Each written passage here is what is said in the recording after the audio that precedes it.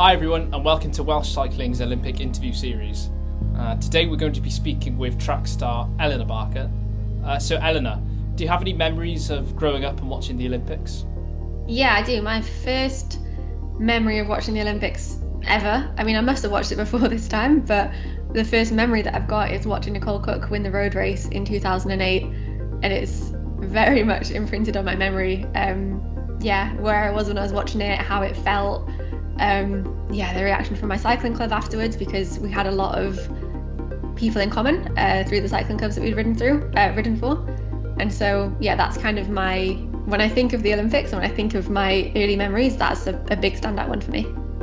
And Elinor, can you remember being told that you would be competing at your first Olympic Games back in 2016? Yeah, I remember that really clearly. I remember I actually missed the phone call, and so I listened to a voicemail that told me that I was selected.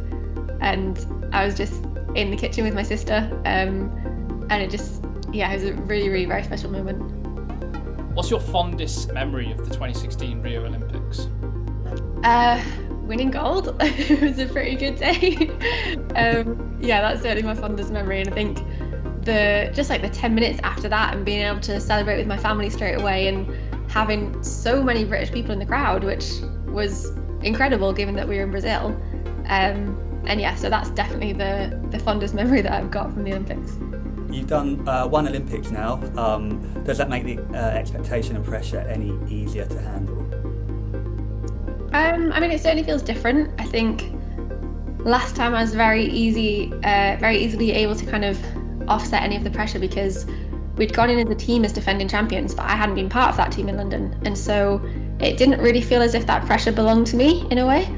And I think also I was going to my first Olympics, and so even if everything had gone terribly, I would still have come away as an Olympian, and that's something that I never thought that I would achieve.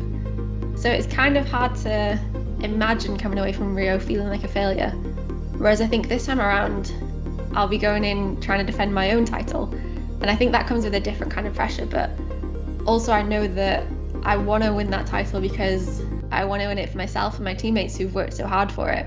And I don't really take on board much of that external pressure. It doesn't really stick with me all that much.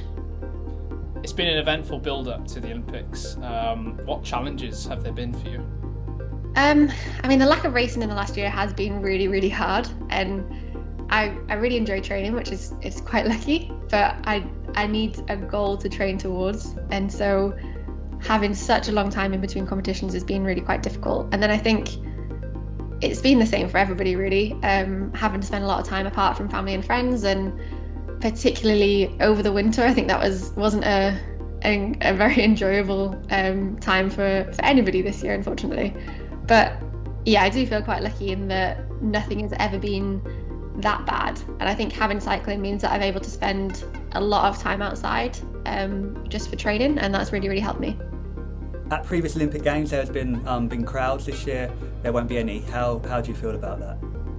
I think not having crowds is going to be really bizarre. Thankfully we've already had a practice of that at Euros where there wasn't any crowds, and I think we were all just so happy to be there, and I think that we'll all be so happy to be in Tokyo that hopefully it won't matter too much. And I think it's kind of important not to compare this Olympics too much to other Olympics. We've just got to take it for what it is and just appreciate the fact that we're actually there and we're able to race. How are you looking forward to the change in scenery from Manchester coming down to Wales for the Olympic training camp in Newport? Oh, I'm really looking forward to that. I think the holding camp is like just the best time anyway in any Olympic year. Obviously now getting to have that change of scenery and getting to go back to Wales as well. I'm really, really looking forward to it. Previously the team pursuit has been a medal prospect for Team GB. How are you feeling individually, and how is the team feeling heading into the event? Generally we're feeling pretty good. We've had quite a lot of time in the last year to really bond as a team and kind of nail down our team strategies and that kind of thing. It's very hard to say where we are in comparison to the rest of the world, but obviously everybody else is in the same situation too. There's not really been enough competition to have that benchmark to compare ourselves to against other people, but I think really it's allowed us to focus on ourselves more than ever and just work on ourselves and get better as a team, and I think that's going to help us on the day. So there's some strong team pursuit squads going to the Olympics this year. Who do you think will be your toughest opponents?